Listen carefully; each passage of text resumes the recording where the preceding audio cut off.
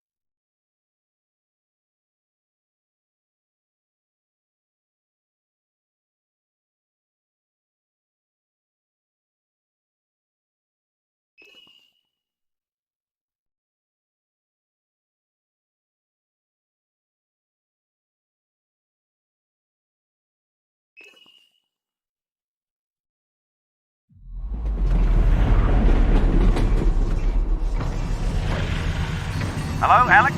We might have a problem. Probably nothing to worry about, but... Did the train stop? It stopped, didn't it? Yeah, what happened? It's jammed. When the Combine shut down the quarantine zone, they must have tightened security. Which means? Yeah, you're nowhere near Fairview Junction. You're just outside the QZ. And this is as far as we get by train. Then I'm headed on foot. Good. I'll see if I can get you in some other way.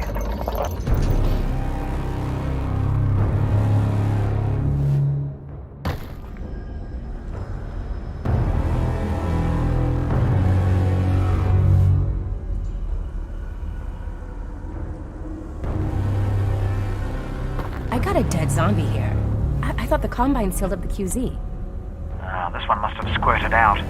I've heard they've had trouble with barnacle spores outside the containment area, but not about fellas like this. Probably not a one-off then. I doubt it.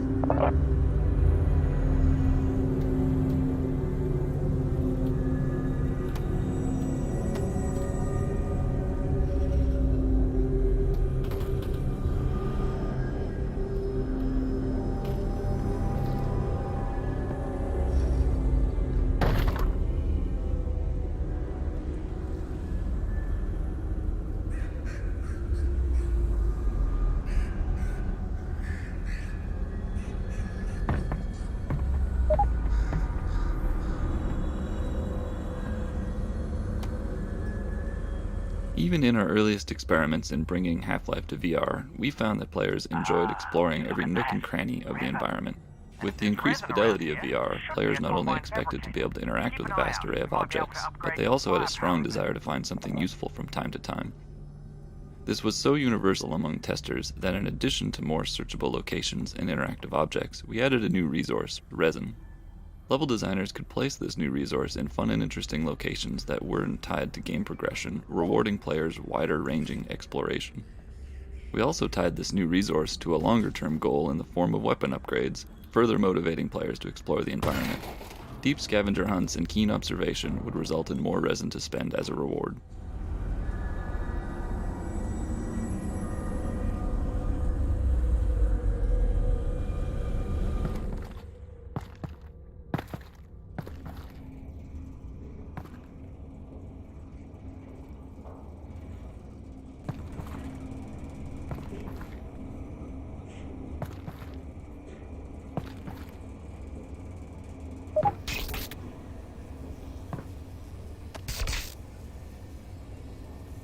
Internally, we refer to this type of puzzle as a toner puzzle, due to its similarity to a real-world cable toner tool that can be used to locate electrical wires in walls.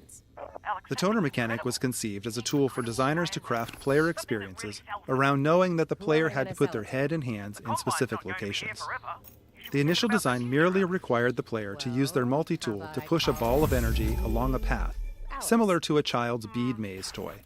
While this simple design was successful at getting the player to put their head and hands in particular locations, the lack of branching meant that the player wasn't required to make any choices, nor was there any possibility of negative consequences. To address these issues, we added the rotating junction elements, which allowed for branching paths and became the player's primary means of interacting with toner puzzles.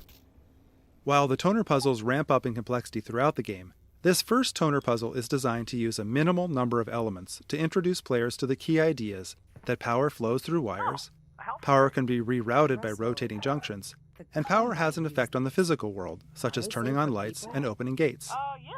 The sparking electrical outlet that branches down toward the floor is not strictly necessary for this simple puzzle, but it was added here to expose players to its behavior, since it was causing confusion in later puzzles when players were seeing it for the first time in more complex configurations.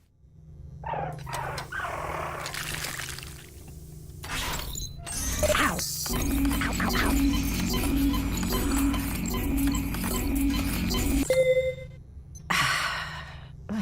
Hey, you were right. These are great.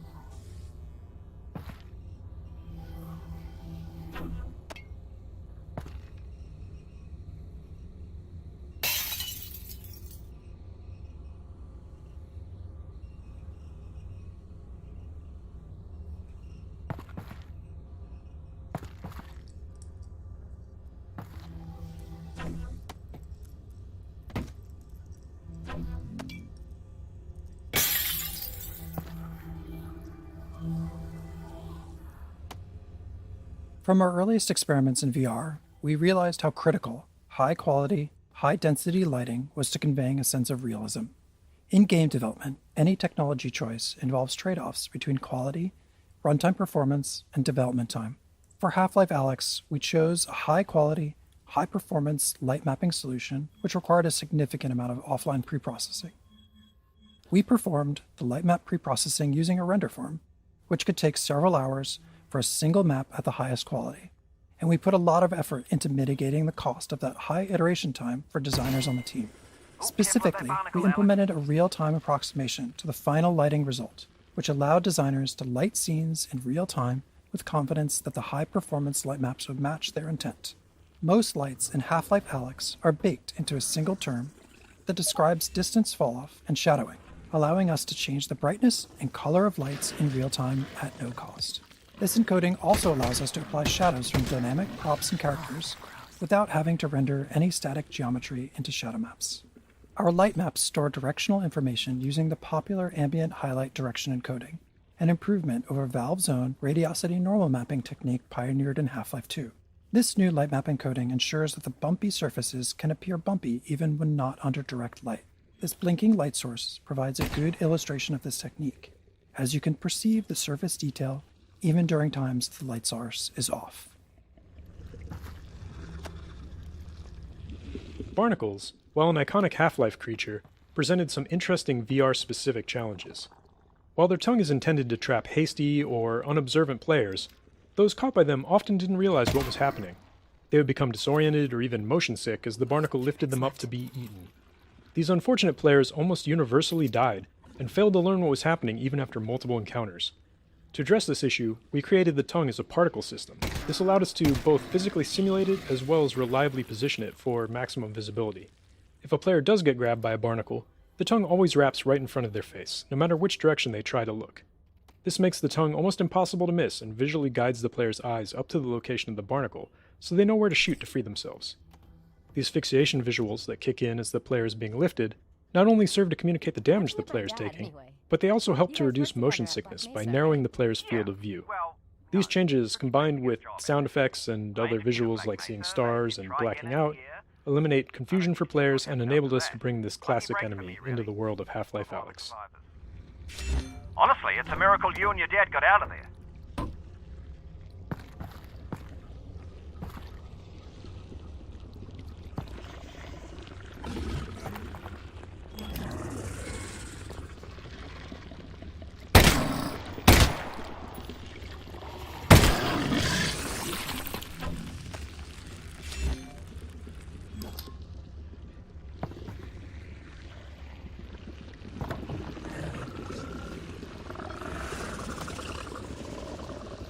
We got a lot of positive feedback from our initial experiments requiring players to perform a series of physical actions to reload the pistol. Specifically, ejecting the clip, retrieving a new clip from their backpack, inserting the clip into the gun, and chambering around. Players enjoyed learning and improving at this skill. We experimented with using a single button for both ejecting a clip and chambering around, but we found that assigning these operations to two different buttons was more interesting, even though it was more mentally taxing. In fact, it was more interesting precisely because it was more mentally taxing, as players would frequently mix up the buttons under pressure. In the early stages of the game, players would be fumbling for clips, ejecting the clips when they meant to be chambering around, and generally making a mess.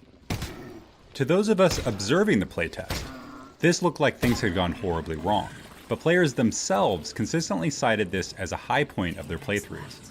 Because of the physical nature of the reload, and the skill required, players blamed themselves and not the game for the mistakes made as they were learning the reloading sequence.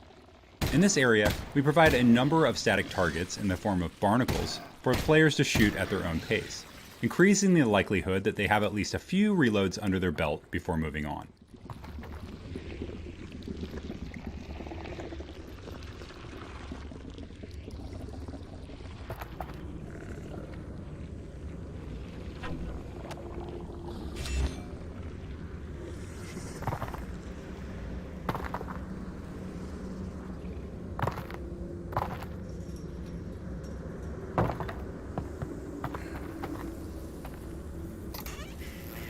Oh,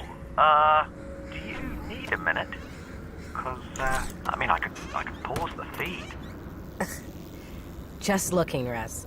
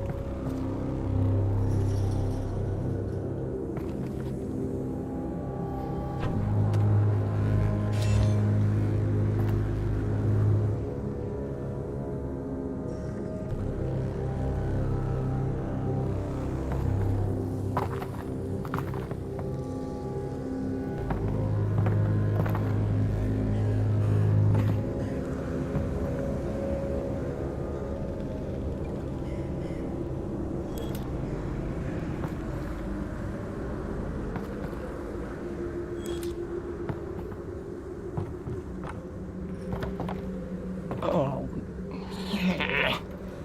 Ugh.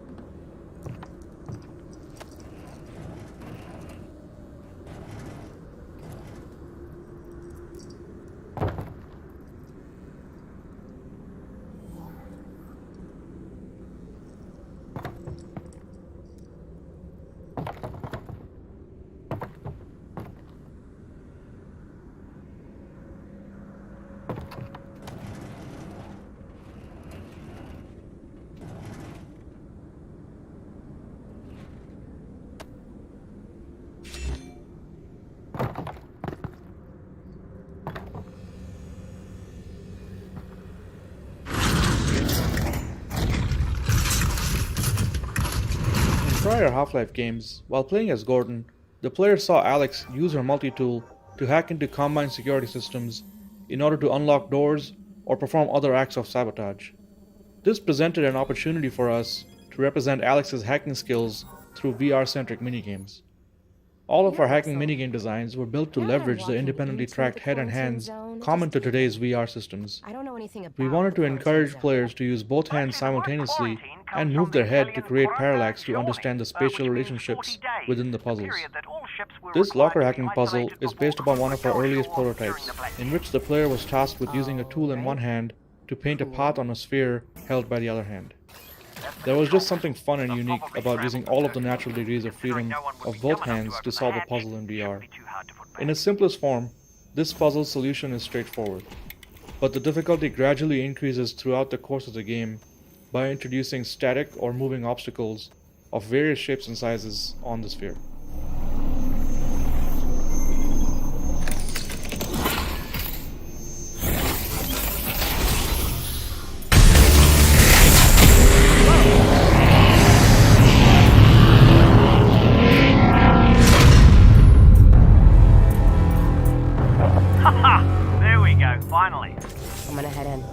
How far is Fairview Junction? You'll go through the old subway tunnels on your way to the train yard.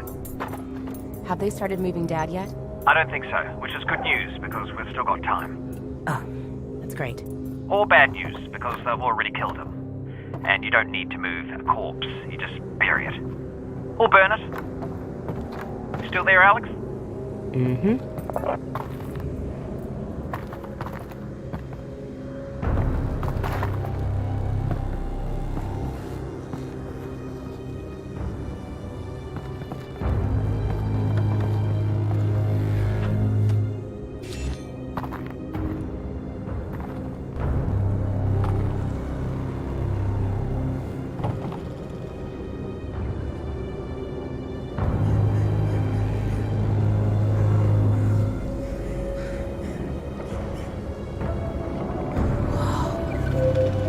Russell, are you seeing this? Whoa. All right. Here we go.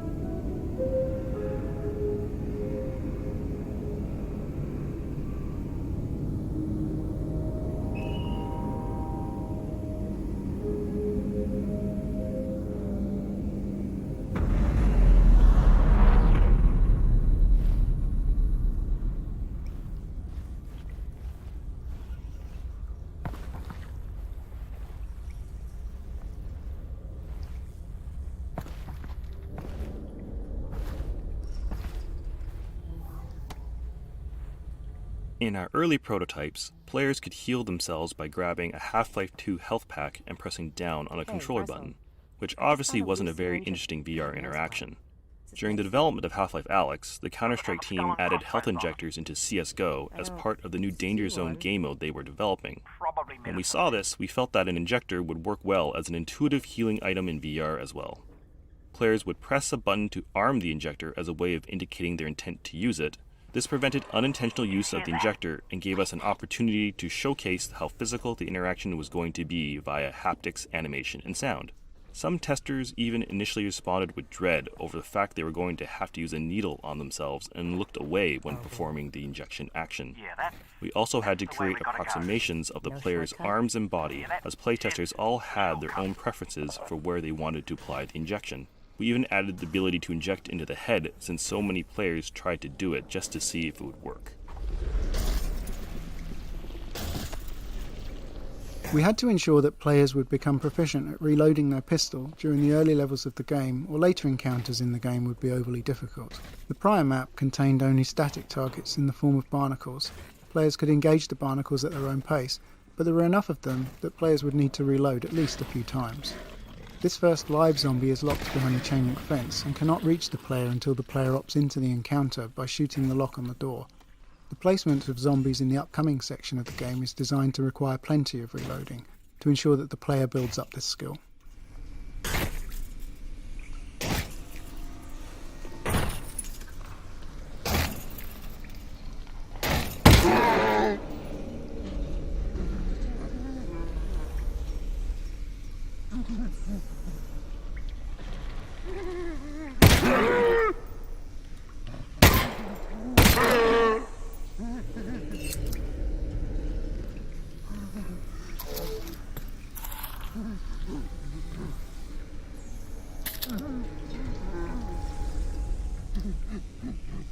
Alright, that seemed to work. Let's keep doing that.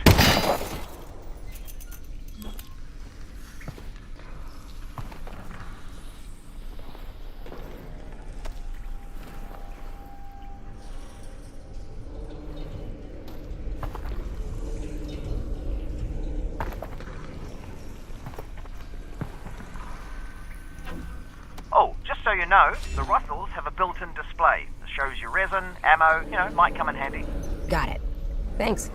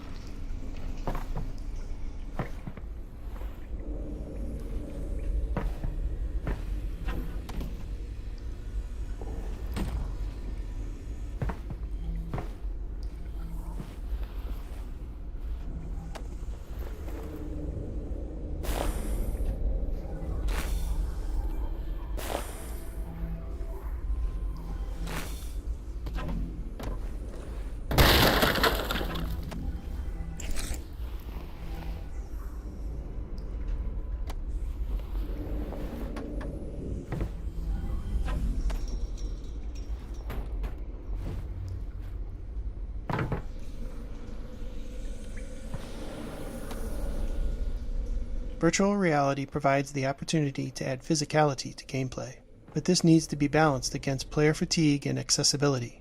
For example, we experimented with a low ceiling in this area, requiring players to crouch the whole time that they made their way across the tops of these train cars. Playtesters did not enjoy having to crouch for so long, so we raised the ceiling.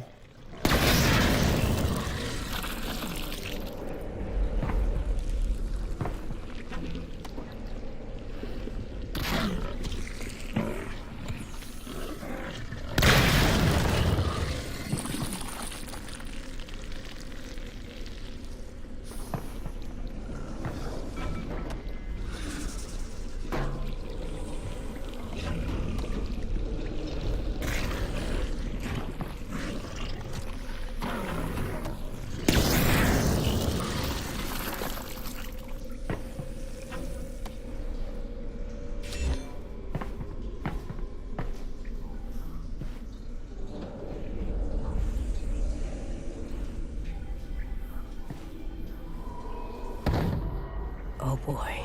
Yeah, be careful.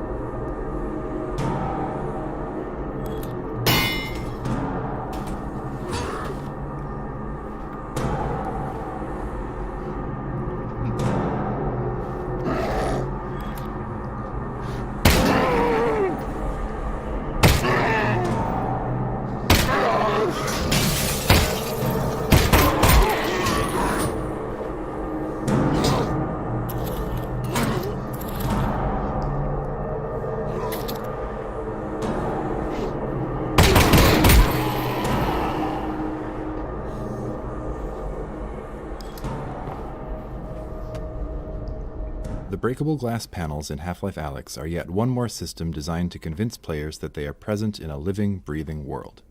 The panels detect the position of an incoming impact and procedurally generate new, smaller glass panels in a radial pattern around the impact position. These new panels can then break into smaller panels themselves, and so on. We found that players would often break glass panels accidentally, then spend time testing just how interactive they really were by trying to break them more, eventually realizing that yes, the glass really did shatter at the appropriate location. At one point, we experimented with building special puzzles out of breakable glass, but in the end we found the glass to be more appropriate as a passive interactive element in the world, one that reacts in a satisfying way to a variety of impacts, from zombie melee attacks to incoming gunfire or any other physical interaction in the game.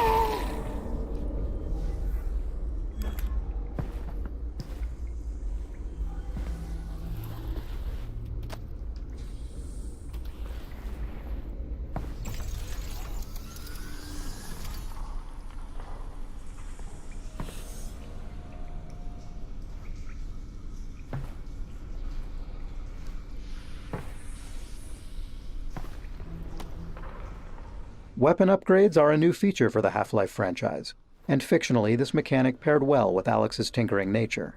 We approached this design challenge first by thinking about what sort of upgrades could be meaningful and also provide additional value to players without removing established interactions. With limited resin to spend, the upgrade system also provided an avenue for players to personalize and invest in their favorite weapon, or streamline an interaction on another weapon, increasing its value to them. For example, the reflex sight still requires players to physically aim, but it improves the feedback on exactly where their shot will hit, and exposes previously hidden enemy weak points. While some players enjoyed this feedback and new targeting opportunities, others didn't and would instead focus on upgrades that suited their style of play. This allowed players to spend their limited resin on upgrades they cared about the most. Another aspect of weapon upgrades that we focused on was not necessarily obvious when we first started to design and test combat in VR. Due to the more physical nature of combat in VR, it can really push on the mental and physical capacity of certain players, as they're required to utilize both their hands and move their head to take in the environment dealing with enemies. While this is a very natural experience, there's also a lot going on at any given point with reloading and combat. As we observed players in some of these more intense combat situations, we started finding opportunities to allow some upgrades to reduce the number of times a physical interaction was required, or reduce the complexity of a particular interaction. The autoloader on the shotgun is a good example. When added to the shotgun, the normally slow, methodical action of feeding shells into the gun is replaced with a far simpler, faster interaction of slapping the shells into the autoloader before they get automatically fed into the gun. This allows players to look around, focus less on the gun while reloading, and take in more of what's going on around them.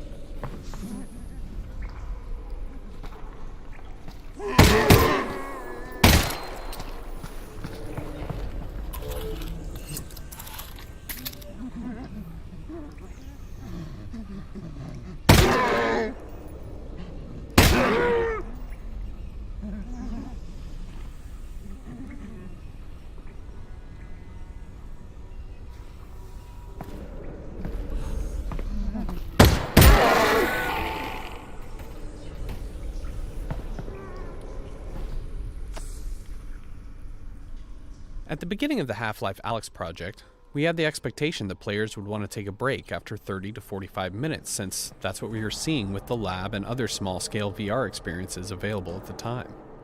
Because of this, we designed the pacing of the game's levels around play sessions of that duration.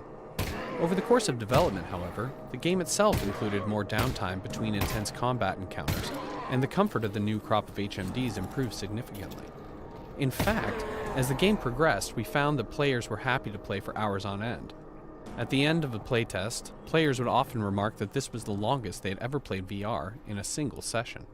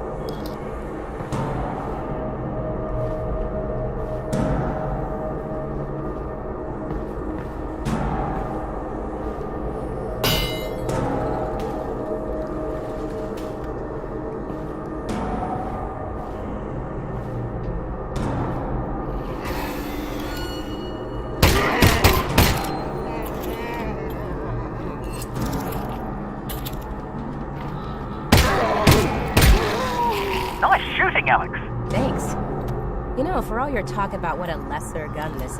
This thing isn't half bad.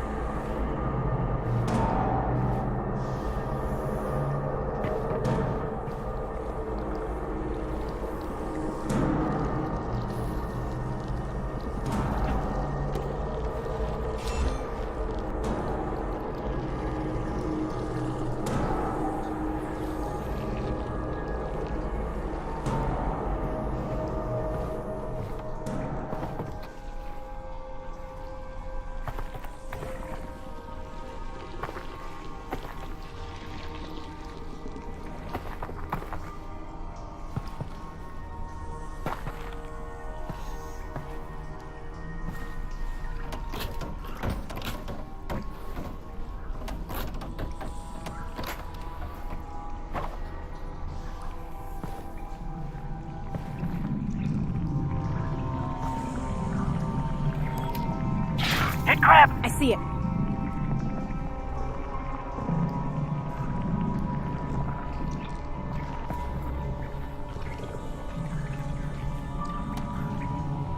Until this point in the game, players have only seen headcrabs attached to the heads of zombies. This led playtesters familiar with headcrabs from prior games to anticipate encountering them on their own. We decided to play up this anticipation by foreshadowing the first headcrab encounter with a headcrab that drops out of a vent before disappearing, as well as headcrab sounds in the environment, including a threatening headcrab sound coming from the partially boarded up doorway ahead. Where to go?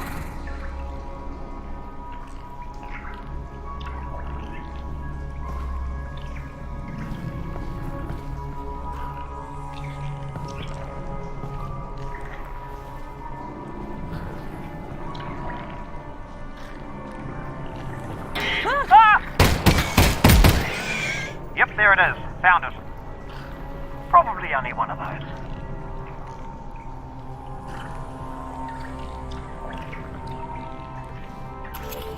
3 mags left.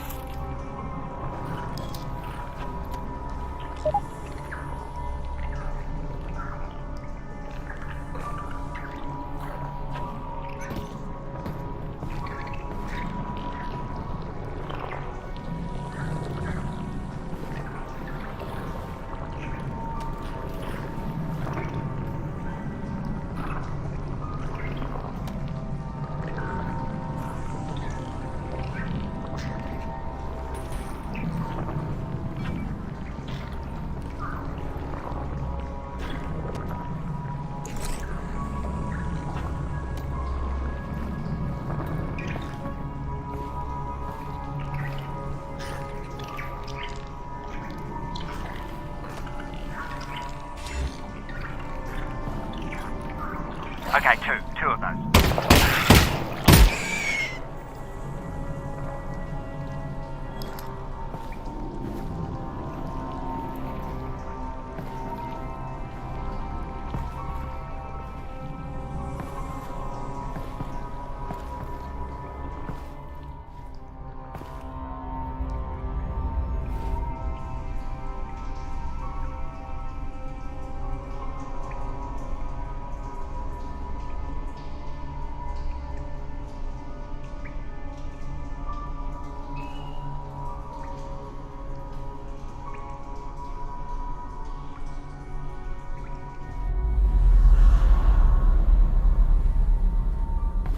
Heard anything about Dad, Russell? No. Radio silence since he got on the train. Damn it. Well, the good news is he's probably fine. How do you know that? Because they're taking him to Nova Prospect to torture him. That's the torture place. So they're hardly going to torture him before they get there. So he's fine. Logically speaking.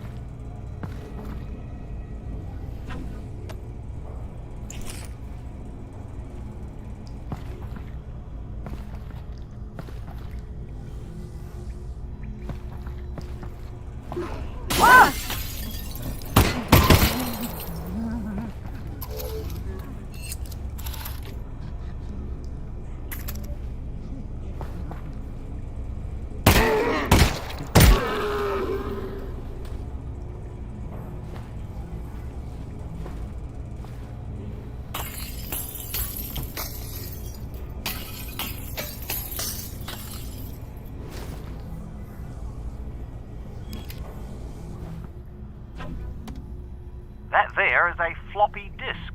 We used to store information on them, with magnets, if you can believe it. Huh. Specifically, 2 micrometers magnetic iron oxide, 3 micrometers barium ferrite, 1.2... Russell? How do you know all this? I'm reading it here on my computer. I downloaded the internet before the war. You downloaded the entire internet? Most of it. Nice. Yeah, it is.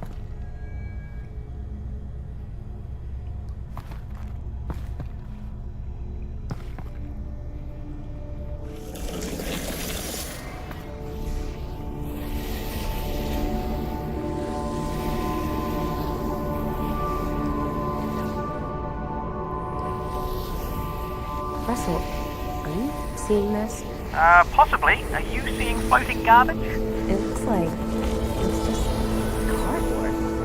Right. Well, seems harmless. Yeah. Weird, though.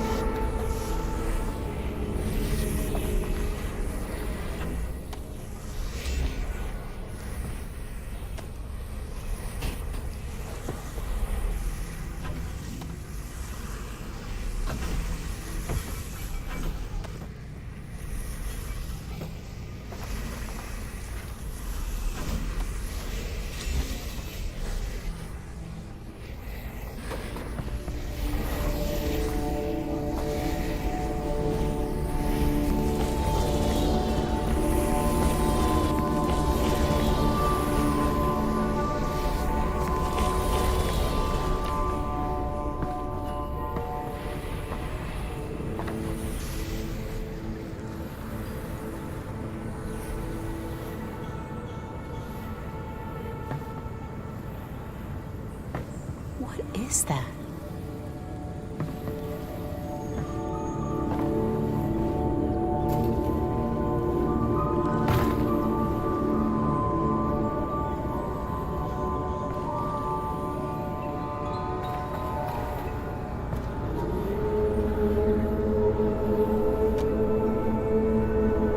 There are 2 layers to the markings on the walls in this area. The square and dot patterns, that are the functional elements of the environmental puzzle, and the mural representing the Vortigaunt's interpretation of the events of the Half-Life saga. For the first few years of development, this area only contained the dot patterns supporting the perspective puzzle, but as we fleshed out the rest of the level, we found that playtesters responded especially positively to the Vortigaunt's wall markings leading up to the hideout. It was at this point that we realized that this area could serve as a canvas for our Vortigaunt's artistic magnum opus. To do this, we organized the dot patterns into a sort of swirling star field behind the Vortigaunt's art. The imagery itself, which was inspired by petroglyphs and other traditional rock art, portrays many significant events from the Combine invasion, painted hurriedly by the injured Vortigaunt, almost as if he was trying to capture what fleeting memories he still had of the vortessence from which he had been severed. The fact that Vortigaunts have a complicated relationship with time gave us a lot of leeway in terms of drawing this as a strict, linear timeline. For example, you may notice that the Vortigaunt uses contemporary Combine troops as shorthand for Combine invasions from the past, or that the timeline is just generally hazy. A little from the past, little from the present, and a little looking forward to the future events of Half-Life 2.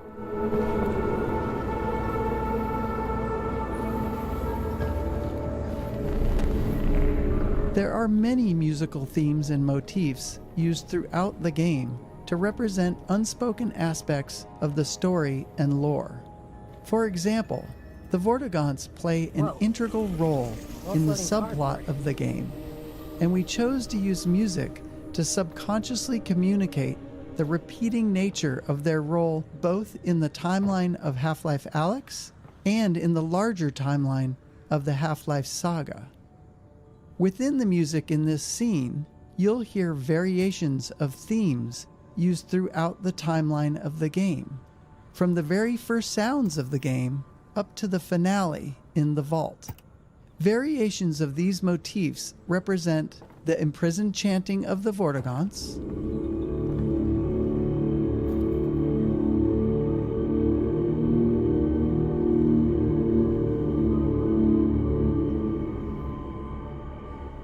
the extraction of their energy to confine the G-Man,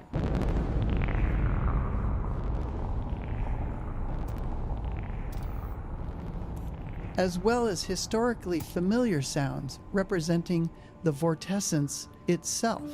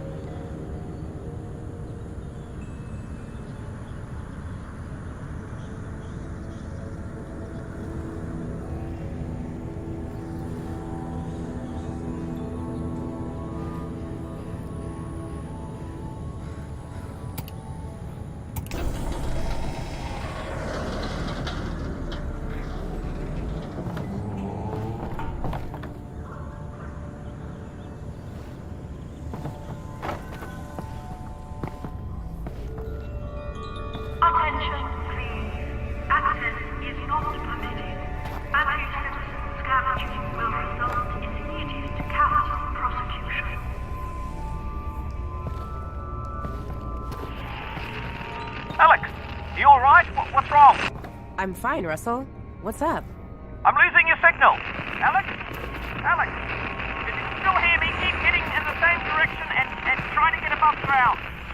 Russell? Russell? Crap.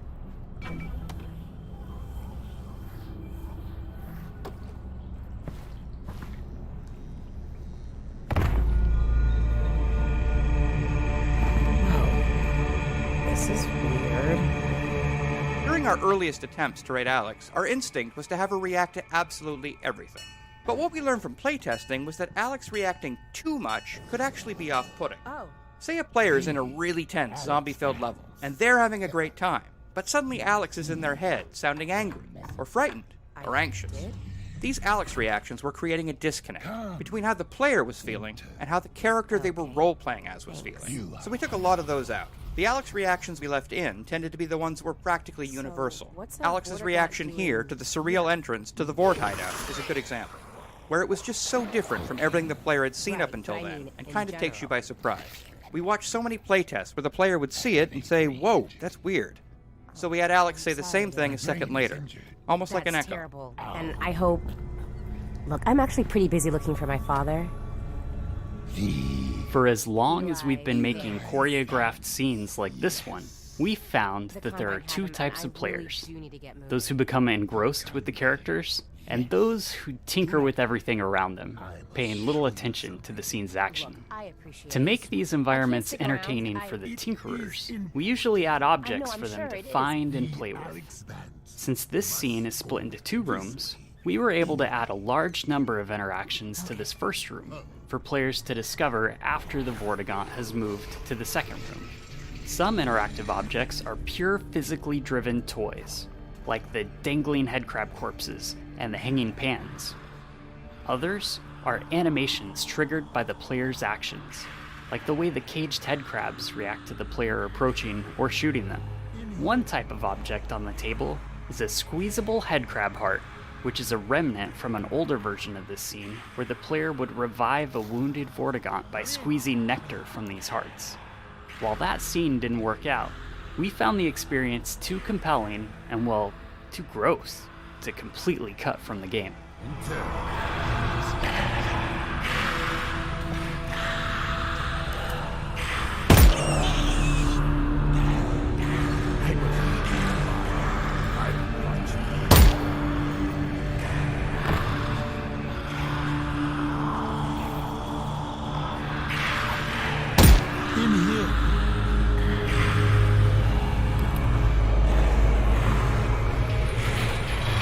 The fundamental challenge of any choreographed dramatic scene like this one is making sure that we entertain the player without undermining the delivery of critical gameplay information. In this case, the player needed to leave this scene with the knowledge that the Vortigaunts have been imprisoned and that the player should seek the Northern Star. This particular scene went through many different variations during development, from a cooking scene with an extremely traumatized Vortigaunt to this humorous version. We even experimented with an interaction where the player was required to squeeze the nectar of several headcrab hearts into the Vortigaunt's mouth to revive him. While this was a memorable and novel VR interaction that ensured the player was engaged with the scene, the interactivity on the player's part often resulted in playtesters remembering the actions they took, but not the critical gameplay information. Eventually, we ended up with this more humorous scene, which struck an effective balance between entertainment and goal delivery. Importantly, we also distributed the scene across 2 separate rooms, breaking the information delivery into 2 steps. The first room where the player meets and learns about the state of the Vortigaunt, and the second room where the player is given their new goal. Separating these physically into rooms seemed to help players more reliably retain the critical information delivered in the second room. While this scene did undergo a lot of changes, one story beat remained virtually unchanged from the very first roughed-in version. The moment the Vortigaunt tosses a headcrab carcass down to the player and yells, "Sustenance!" Right from the start, this moment always got a great reaction from playtesters and remained all the way to the final product.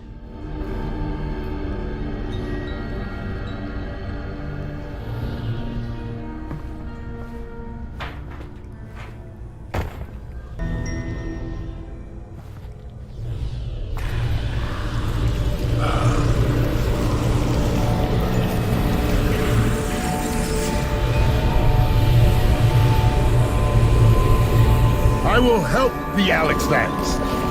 Look to the northern star. Why? For guidance. Okay, thanks. Are you done helping? I am not. Here. Sustenance. I'll eat it later. Thanks for the help. You will be welcome.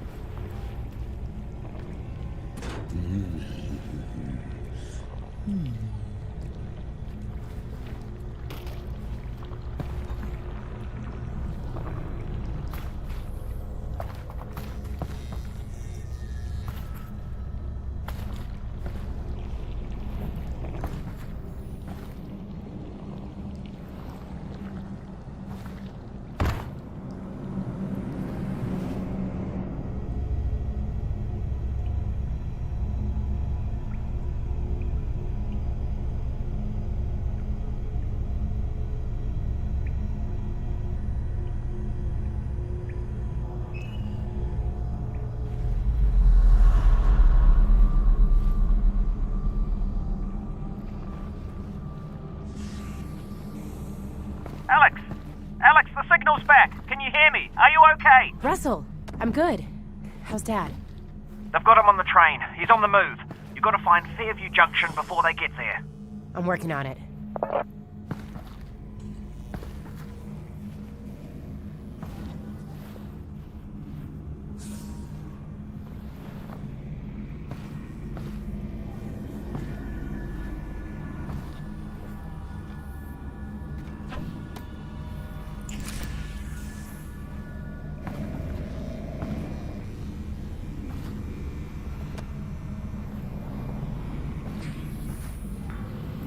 That's weird.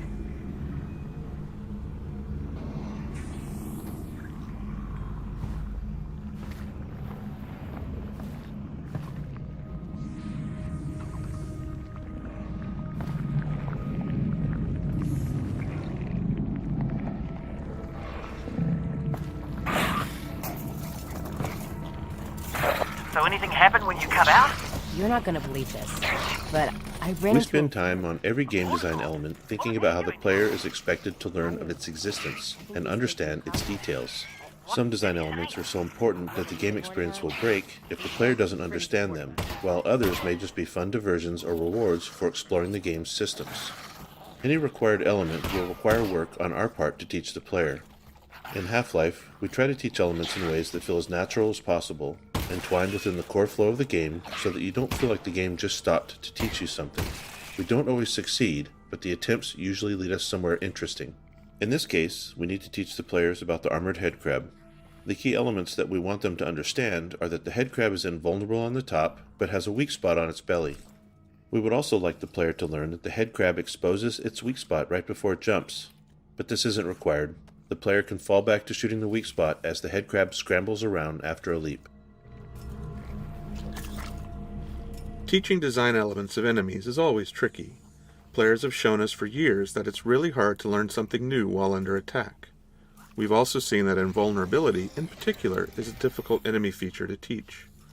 If players are blasting away at an enemy, they are often not paying close attention to the impact feedback. If the enemy is vulnerable in some areas and not others, players may kill the enemy with a spray of gunfire, not realizing that some of their shots did nothing, while others hit critical weak spots. So when we approached the armored headcrab training, we knew we'd need to do significant work. The first step was to avoid placing the player under duress by containing the enemies inside this wire fence. Next, we placed headcrabs at eye level facing the player, exposing their bright, pulsing weak spot. If the player shoots one immediately, they are rewarded with a unique death effect where the headcrab explodes into chunks. This effect is designed to show the player that they did something special to kill this headcrab, as opposed to how they've been killing headcrabs up until now. There are a couple of other pieces in the setup here that are important. A second headcrab is placed right behind the lock the player must shoot to enter the cage, encouraging the player to notice the weak spot and try shooting it. 2 more headcrabs are loose in the cage, scripted to repeatedly attack invisible points on the wire fence.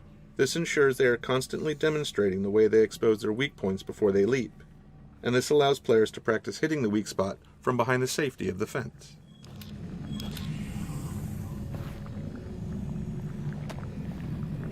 With any section of natural entwined training, we've observed that there's rarely any one thing that succeeds in teaching all players, nor do 100% of players leave with the perfect understanding we'd like. If player understanding is absolutely critical, we have to build a more bulletproof gate that ensures the player demonstrates understanding before moving onwards.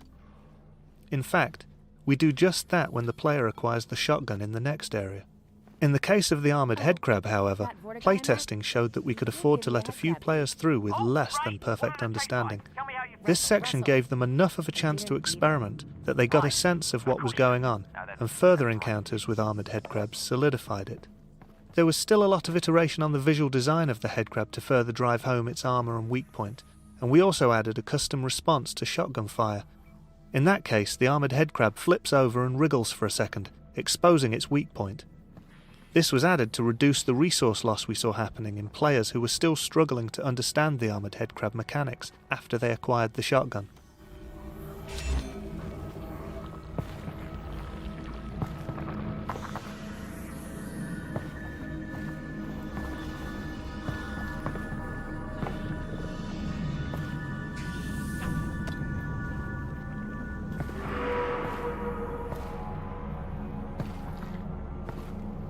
Oh, that zombie has a shotgun. One challenge we always face when giving a new weapon or tool to the player is ensuring that they collect it before moving on. In these cases, we try to establish some kind of gate that the player can only get past using the new item.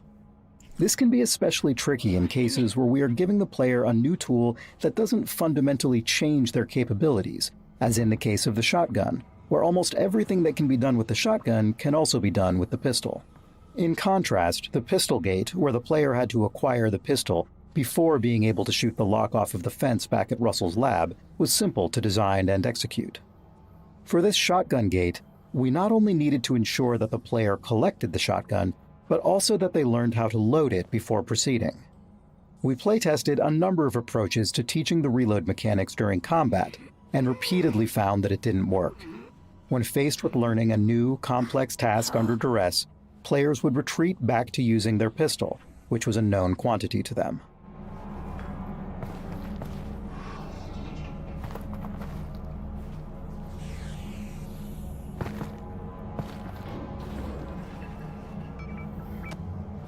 Once the player has collected the shotgun, they are only halfway through the shotgun gate. Next, they need to learn how to reload it. To drive home the necessity for the player to learn how to use this new weapon, we added an incoming threat, using a variety of audio and visual effects to sell it. While our goal is to make the player feel like they have a limited amount of time, the time pressure is entirely fake, and everything proceeds based on the player's progress in loading the shotgun for the first time. Once the shotgun has been loaded, a short timer starts, after which zombies burst through the walls. If the player happens to look at the walls before that timer is up, we abort the timer and introduce the zombies. The combination of a timer and a look trigger is a common trick used in places where we'd like the player to see a neat visual moment, but we can't wait forever or the game simply won't progress. The breaking of the walls by the zombies is the final step in opening the shotgun gate. Having new enemies open the way forward when they enter the player's space is a fairly tried and true method, but it's never one we're particularly happy with. It's always a bit too convenient and lacks agency on the player's part.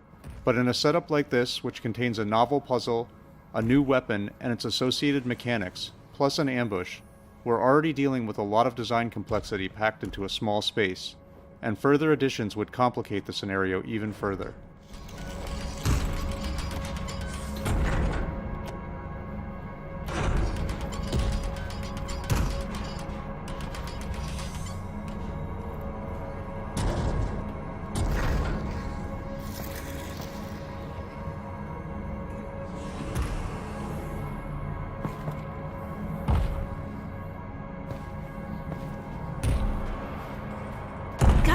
Hurry up and load that thing, it's getting louder.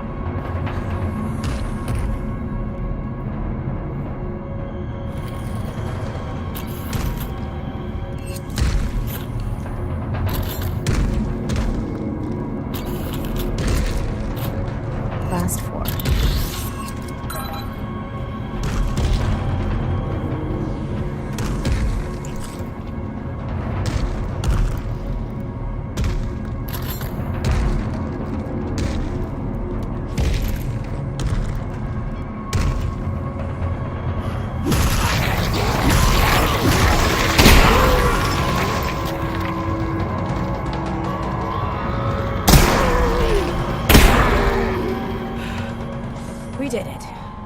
I love this gun.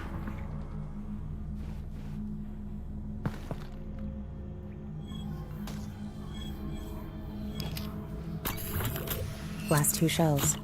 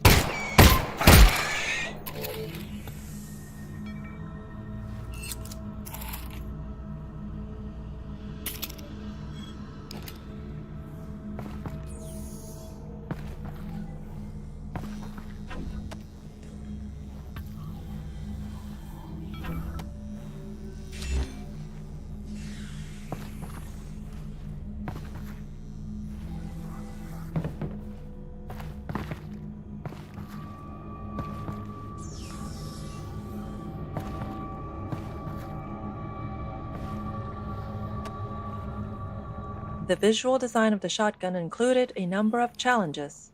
Shotguns in games are generally powerful, and we communicate that power with bulk. As a result, they're big and held in 2 hands.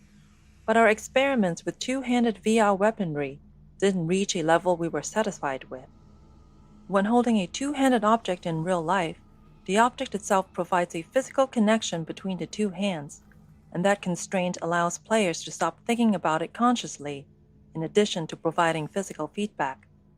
In VR, without that connection or feedback, we found that players had to keep maintaining their own internal sense of how they were holding their 2-handed weapon, or they dripped their hands into positions that were hard for us to reconcile.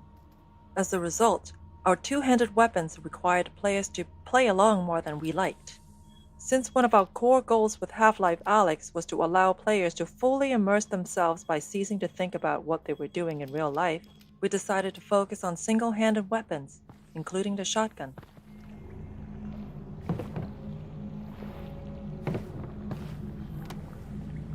Our initial instinct with the shotgun design was to use a regular real-world shotgun, but modified, with a sawn-off stock and barrel so it would seem less cumbersome when held with one hand.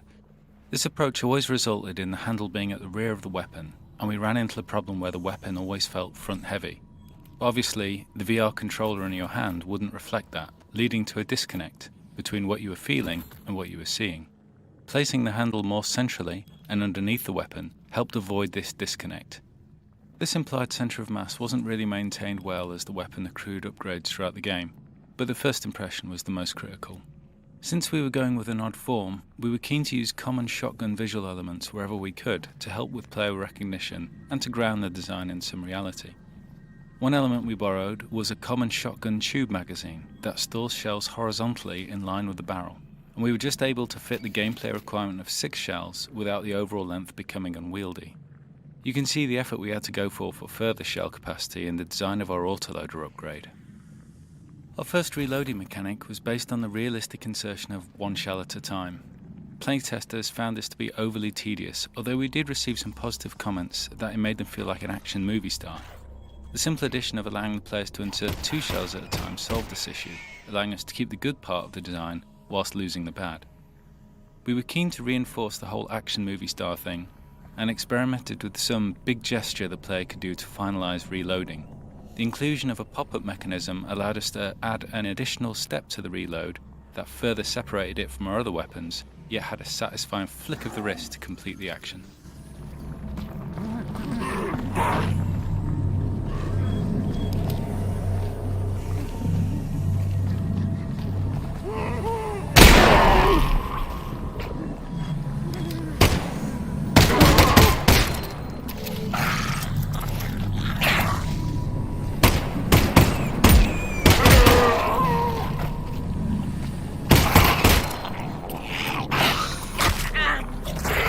Oh, thank God. I'm okay. I'm okay. It was on your face and it was disgusting. It was. Last 2.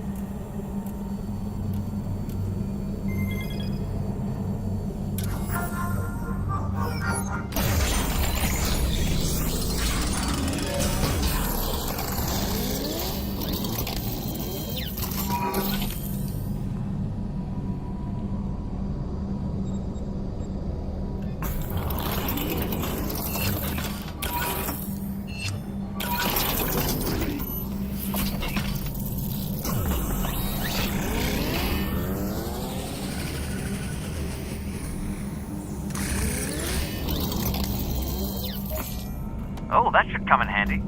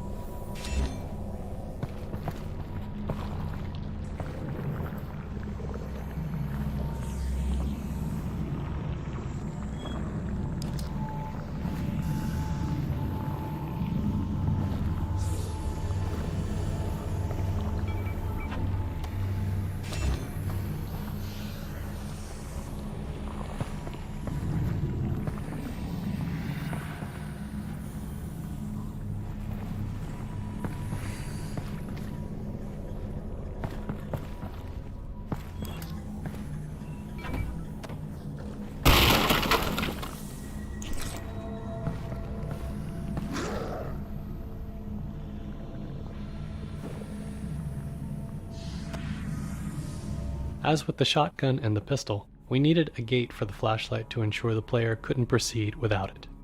We tried a number of designs around the moment where the player collected the flashlight, but they all ended up being about the player picking up an object, and not specific to that object being a flashlight. Given that the flashlight's primary function is to provide light, we felt the gate needed to be an area of darkness. We also really wanted the player to be excited to get the flashlight, and that meant they had to experience darkness before collecting the flashlight. This turned out to be an interesting challenge, because we already had many poorly lit areas prior to this, and now we needed an area that was so dark that players would correctly interpret it as a gate. Our initial implementation was simply to ensure there were no lights within the hallway. Unfortunately, playtesting immediately showed that wasn't enough. Some VR headsets have extremely low black levels, and on those headsets, enough light bounced in from this lit area to enable players to move forward. In addition, our low ground fog provided just enough contrast in the dark hallway for players to make out the scene and stumble through it. Even once we removed fog and bounce light in this area, we saw yet other ways that players tried to move forward. Some players would fire their pistol repeatedly, using the muzzle flash as a strobing light source. Others would use the teleport targeting UI to probe the room, because at that point in the project, it had a small light source attached to it. In the end, we disabled muzzle flashes inside the hallway, and the teleport UI lost its light. The final step was the addition of some dialogue from Alyx, commenting on the darkness and her need for a light source. This was aimed at solving a perceptual problem. Up until now, our game has taught players that their goal is to continue moving forward. and anytime that forward progress is blocked, it's because there's something in the local area that needs solving. Given that structure, it's entirely rational for players to do everything they can to find some way to see in the darkness ahead. Alyx's dialogue is aimed at telling the player that the game has recognized their attempts to move forward here, but the solution lies elsewhere. Subsequent playtesting showed us that this dialogue, coupled with the brightly lit area containing zombies off to the right, helped tug players past the darkness entrance and on towards the flashlight.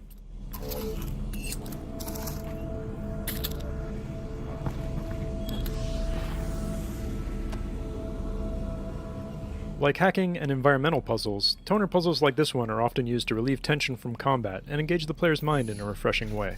This puzzle introduces a new junction type, which has 2 inputs and 2 outputs, as well as branching circuits.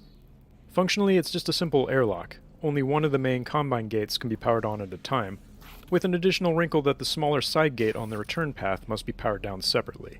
In addition to providing a break between hectic combat encounters, this puzzle is a gameplay mechanic refresher, since it's been some time since the player has seen a toner puzzle, and the next ones start to ramp up in complexity.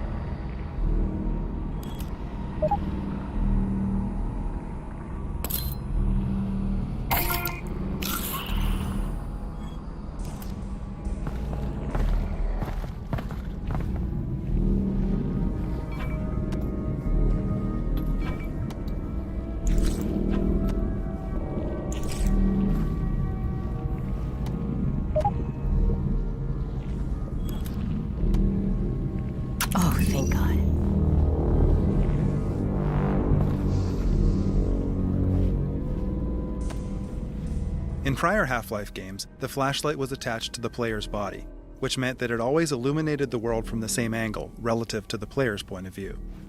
With tracked hands in VR, we had the opportunity to let players manipulate the flashlight directly, and playtesters reacted very positively to this new freedom. In fact, our earliest implementation of a flashlight in Half-Life Alyx was an object that could be picked up in either hand or even set back down. This allowed the player to put the flashlight down somewhere, providing illumination for themselves while they accomplished another task. Unfortunately, this presented the possibility that a player could leave the flashlight behind, which would have been a game-breaking scenario. Implementing the flashlight as an object that players had to hold also prevented them from holding something else in their hand, which was tedious to manage and simply too punishing of a trade-off. In particular, it meant that weapon reloading was a nightmare, because the player no longer had a free offhand to perform the reload actions. In the end, we settled on a flashlight that attaches to the offhand and turns on and off automatically. This fixes the issues with reloading in the dark, potentially losing the flashlight, and has the nice side effect of not requiring the allocation of a button to toggle the light, which is especially helpful on controllers with fewer buttons.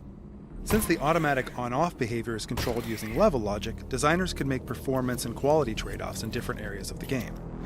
After all, if a player could turn the flashlight on at any time, the rendering overhead of this shadow-casting light source would have to be accounted for throughout the entire game. On the other hand, if the flashlight is known to be off in a given area, a designer can make use of the resulting rendering headroom by increasing the fidelity of the environment in other ways.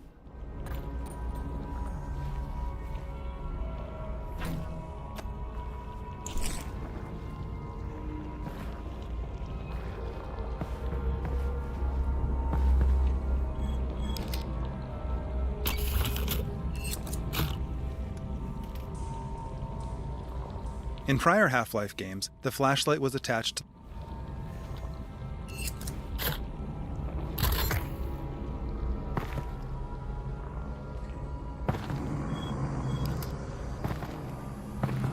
It's really dark. Russ, Yeah? can you just talk About what? about anything? Literally anything. Well, I think that given our situation, your irrational fear of the dark is actually quite appropriate. You know, I can give you easily 100 reasons to be terrified. Okay, that was my fault. I'll be more specific next time.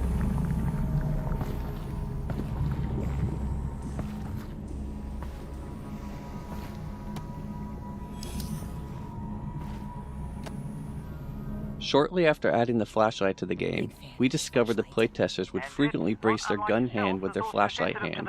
This meant that the players had to orient their flashlight hand awkwardly to align the light with their aim. We decided to make this an automatic behavior of the offhand whenever it was brought close to the grip of the gun. If you do this, you'll see that the offhand grips the gun in a natural pose, and the flashlight aligns with the aim. In fact, if you look closely at the end of the flashlight, you'll notice that it has a ball joint. This allows the flashlight to articulate based on whether the offhand is gripping the gun or not. The ball joint has 4 different orientations, one for each gun, and a neutral orientation for when the player is not supporting the gun to aim. These 4 orientations ensure that the flashlight is always pointed in an ideal direction for the player. In one-handed mode, the flashlight attaches to the gun hand at an orientation that is ideal for all scenarios.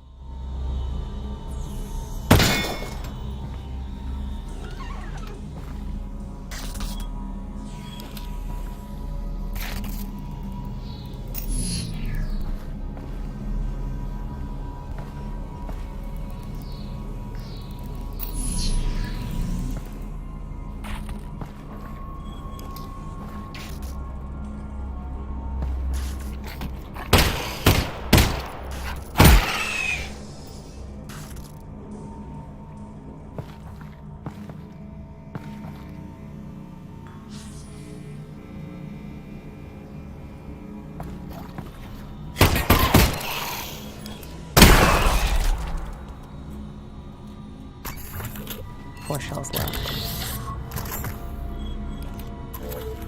3 mags left.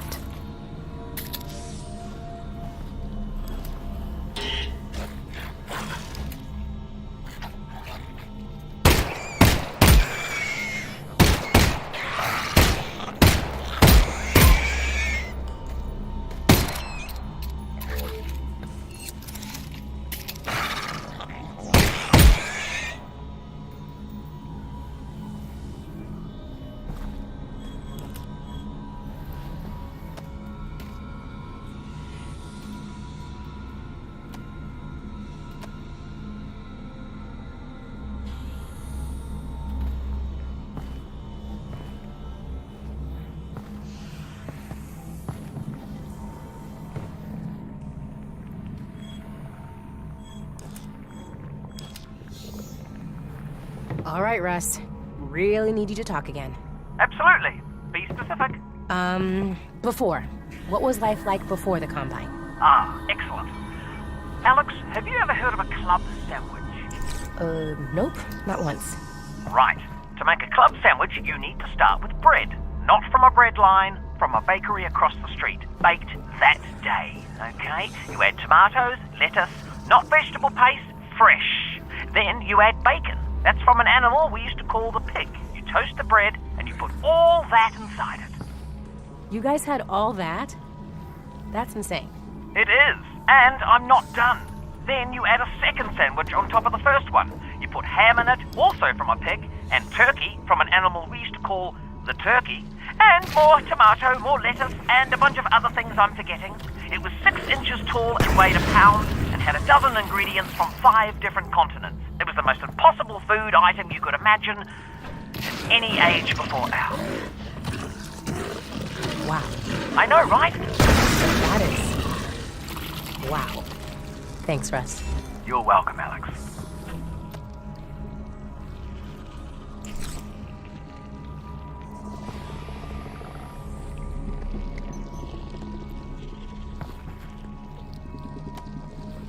When the writers create a new character, we try to write a variety of material from that character's perspective to help find their voice. What motivates them? What do they sound like? How do they relate to other characters? It's helpful to know the answers to questions like this early in a project, particularly when working with a team, where different people might end up writing for that character. The club sandwich story that Russell tells in this section started out as one of these writing exercises. The writing team wrote pages and pages of Russell telling Alyx stories about life before the Combine, getting irritated with her, telling bad jokes, pretty much the whole emotional spectrum. As we refined Russell's character, almost all of that fell by the wayside. We needed to do that work to get to Russell, but most of it didn't sound like Russell anymore. Later in the project, we decided to make Alyx scared of the dark, so we needed Russell to talk a lot in this section to keep Alyx company. It didn't matter what he was saying, it just had to be this voice in the darkness that she was grabbing onto. And then we remembered, hey, didn't we write a rambling sandwich monologue a year ago? And the club sandwich speech was resurrected.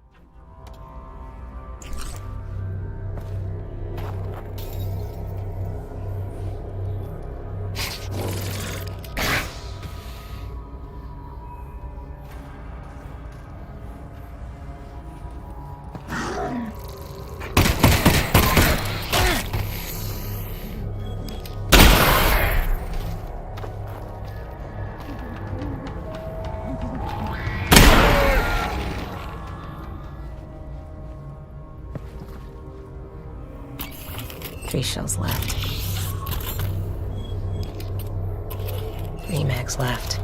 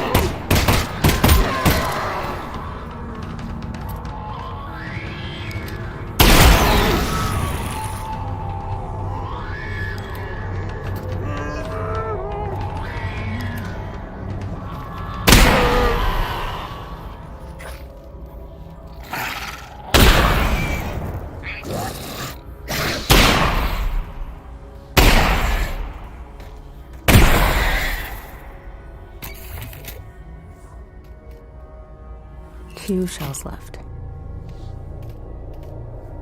Out of shells. 3 left.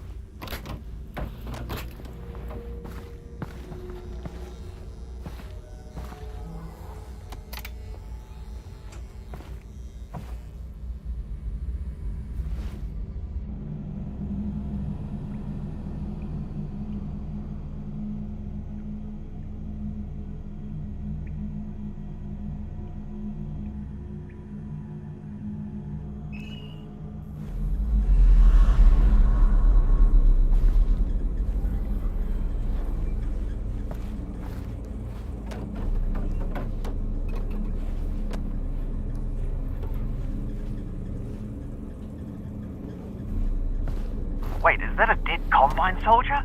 Yeah. When you guys were off stealing the reactor, I saw the Combine moving supplies in here. So, I guess they're interested in this place again. Right, we'll keep an eye out. Something's definitely up.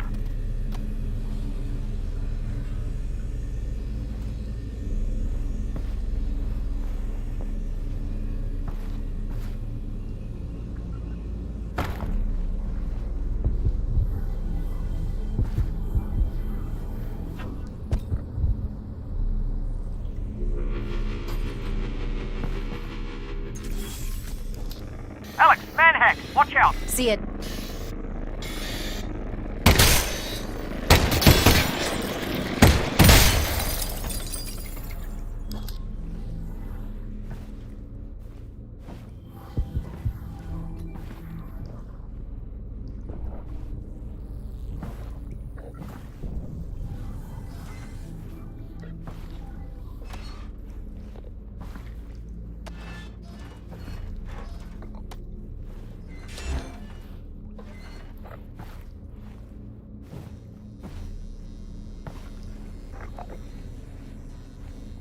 Okay, so, right now, what it's like to live on Earth on a scale of 1 to 10. I'd say we're at a 2. Yep, could always get worse.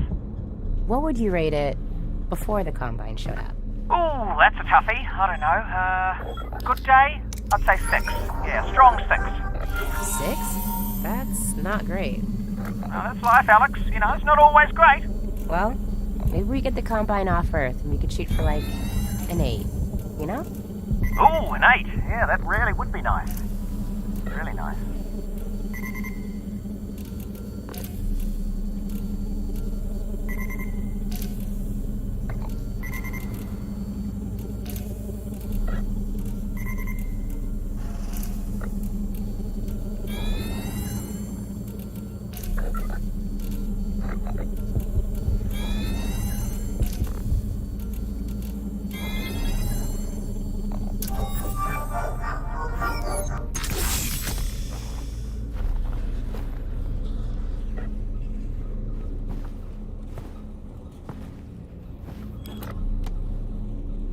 When building a Half-Life game, we try to start playtesting as soon as we can, even when we only have 10 or 15 minutes of gameplay built.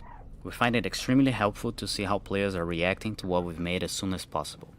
One of the major ways playtesting impacted Half-Life Alyx was in revealing how players reacted to the density of interactive elements in the world. Before we began, we were already aware that players would likely spend more time paying attention to the details of the world around them in VR, but we were unprepared for how significant this would be. Seeing some players spend 30 minutes messing around with a single interactive object really opened our eyes. As a result of those playtesting observations, we spend much of our development time focusing on the environment around the player and the level of details and interactivity to be found there. It might seem surprising that we didn't start with the assumption that we wouldn't need to spend that amount of time on the world, but the reality of game development is that we always have a finite amount of time to build a game and we're always making trade-offs. In the ideal case, we spend our finite time on whatever contributes the most to the player's experience. So, playtesting early and thereby getting a better sense of what elements are contributing to the player experience help us understand where to spend the limited time we have. In this case, those early playtests told us to significantly increase the amount we should budget for creating the world details and interactivity.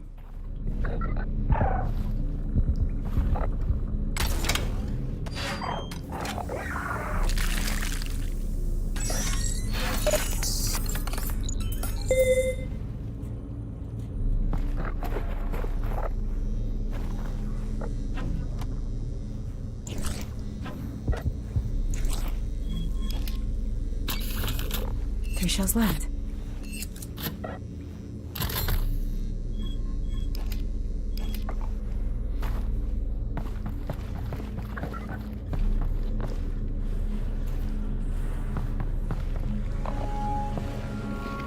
Oh, holy ish.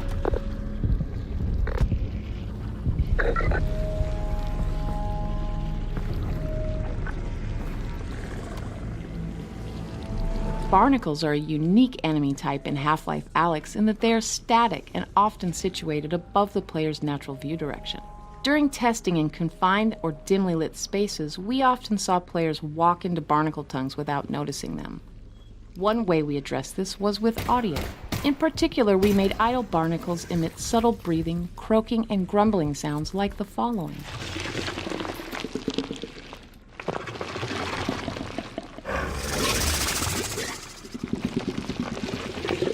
These sounds helped alert players to the presence of barnacles, and also made them seem like living creatures that were always active, not just a mechanical piece of gameplay that responded only to the player's actions.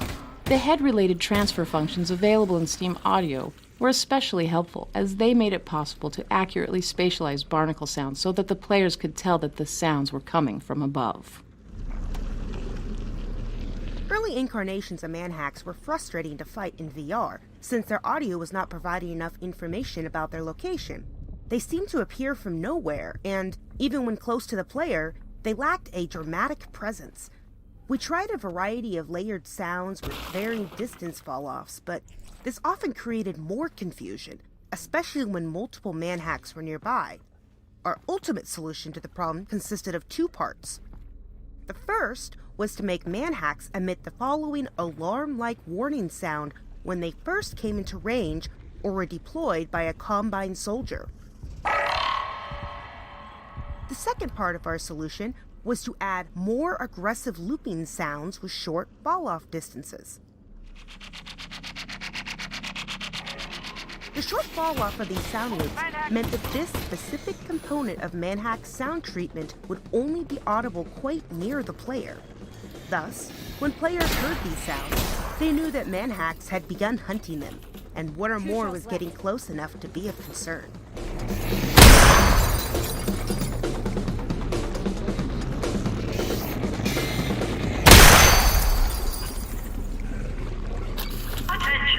I'm out. Access to this block is not permitted. Local security deployed and designated to prosecute.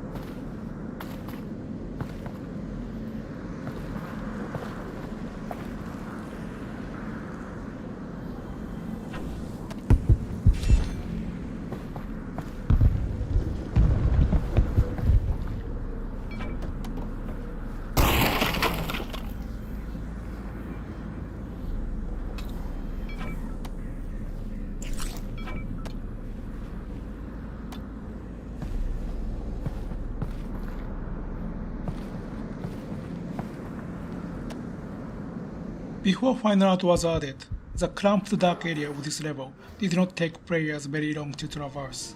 But as the fidelity of the game increased, players spent more and more time getting to this point.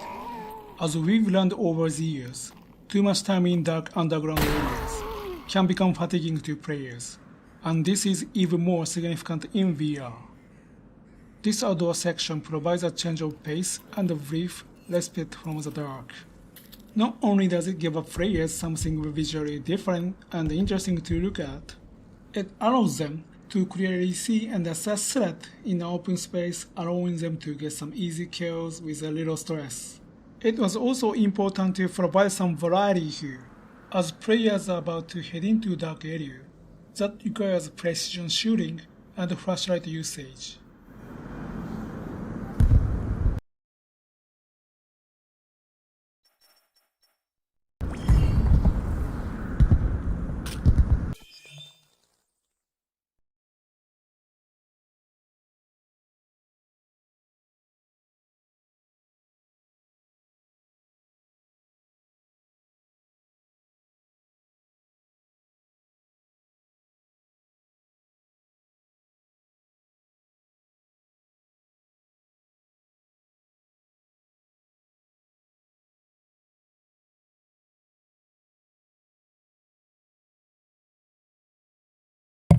Hello again.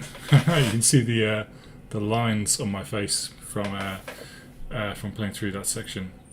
So it feels like a good place to stop there, because we've kind of gone through a lot of the game. So not a lot of the game, like kind of quite a cool combat section. So we've gone from the first half hour I streamed earlier today, no combat. This hour and half-ish section, we've had the introduction of the shotgun, we've used the pistol, we fought all sorts of Zen enemies. So we fought some headcrabs, lots of headcrabs, some zombies, different types of headcrab, and we've also had the manhacks, the kind of introduction of some of the combine enemies. There's also combine bodies around, which obviously is a strong indication that some fighting with some combiners to come. So yeah, thank you for watching. I hope you enjoyed just kind of hearing about the game, hearing about the shotgun design, and things like that. It was fun to play, and quite intense at times, which was good. And yeah, I'll do more. Maybe another one of these next couple of days, or some point of the weekend, and do a little bit more of the dev commentary.